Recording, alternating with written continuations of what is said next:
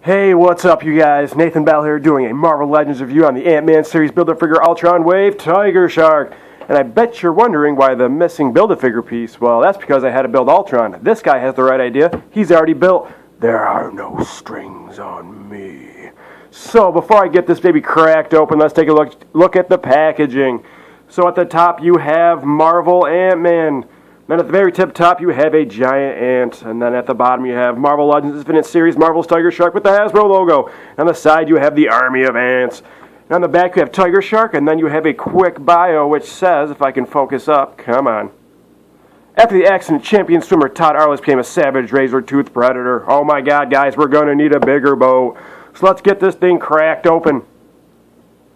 So here is Tiger Shark out of the packaging, man. And I have to say, I don't know much about Tiger Shark in general. I believe his first appearance was in the Submariner. Was it number 5, guys? I don't know. You guys should let me know in the comments below, but I don't really know much about him. He was never like one of my favorite, villains or anything like that. But it's not a bad-looking figure. As you guys can see, he's using the Hyperion mold, same as Toxin and Anti-Venom, and the upcoming Venom, which looks pretty good to me, man. When they showed that at San Diego Comic-Con, I was kind of really impressed, but the head just looked too big on him. Hopefully, they'll resculpt it, but if not, man, I'm just happy that we're finally, getting a Venom, so I can't really complain. But anyways, let's get some look at some detail on this guy quick. So, as you can see, I got some, orange bleeding through, which I've watched other people's reviews, and they also have that same problem. It's not horrible, though, and then you can see right here how this orange doesn't match the rest of the body, because I believe that this was all painted purple, and then they added the orange around the purple. Don't know why. And then he has some purple boots, which they actually turned out pretty good, man. Those colors seem to look like they match. Well, not really. Kind of on camera they look terrible, but in person they look so much better. Then on the back you have like this same, edge detail as the front, which there's not a lot of, orange bleeding through on the back, really, except for this little smudge on his butt. I don't know if you guys can see that or not. Little smudge, but oh well, it's not that bad, man. And then I like the fin. It's probably my favorite part because you guys can see like the scaling and stuff.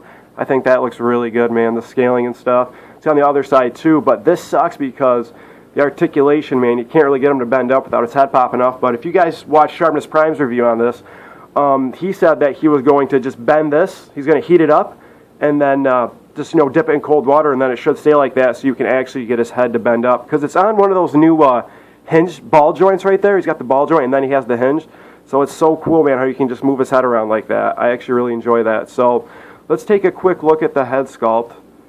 Man, look at those razor sharp teeth, man, and those white eyes. Terrifying. I like it a lot. Some people complain about it.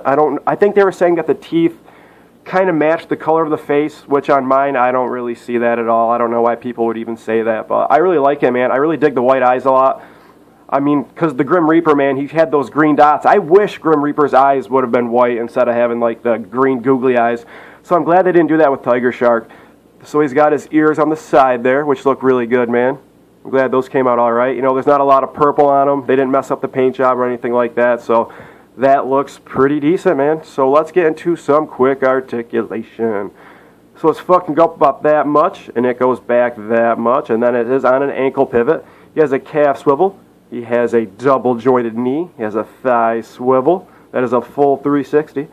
His leg can go up about that far, and it goes back that far because his butt cheek restricts it. So then his legs can go out about that far to kind of almost do a full split, man. And then he does have a waist swivel. He has an ab crunch. Now this is a pain in the ass. So that can crunch down about that forward. And then to get it back up, man, I don't know if this is on every figure, but on mine it really does that. It doesn't really scuff the paint when you do that, so don't worry about that. And it can go back about that far, man. So he can do like the Bernie. I don't know if you guys know that dance move or not. Like burn, like burn. So that's pretty funny. So he does have full wrist rotation. That's also on a hinge, so I can go up, down, and side to side.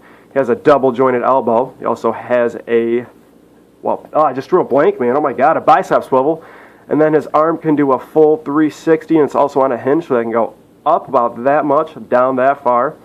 And then his head, which I explained earlier, that's also on a ball hinge joint. So his head can kind of go down really far, man. Another thing is, too, I forgot to bring up is the chest. I just don't like that huge divot, man. Like he's got girl tits, dude. I'm not saying I don't like girl tits, but on a male figure. I don't want girl tits, but oh wow, man. Just looks like he's like juicing up a little bit. His chest is just too protruding for my taste. But anyways, if you move the fin, you can get his head back about, well, it always snaps off, man. I got to put the hair dryer to that, so I can just, so about that far, man, when you move the fin to the side. And his head can do a full 360 if I can get it to stay on. So let's do some size comparison, man. So let me just grab Ultron. So there's Ultron. I like how big they made Ultron, man. I'm glad they didn't make him like a 6-inch or even a 7-inch, man. He's a little over an 8, so I think that's really good size for Ultron. And then I also have the newly molded Grim Reaper. His cape just fell off while I was grabbing him, so I'm sorry about that.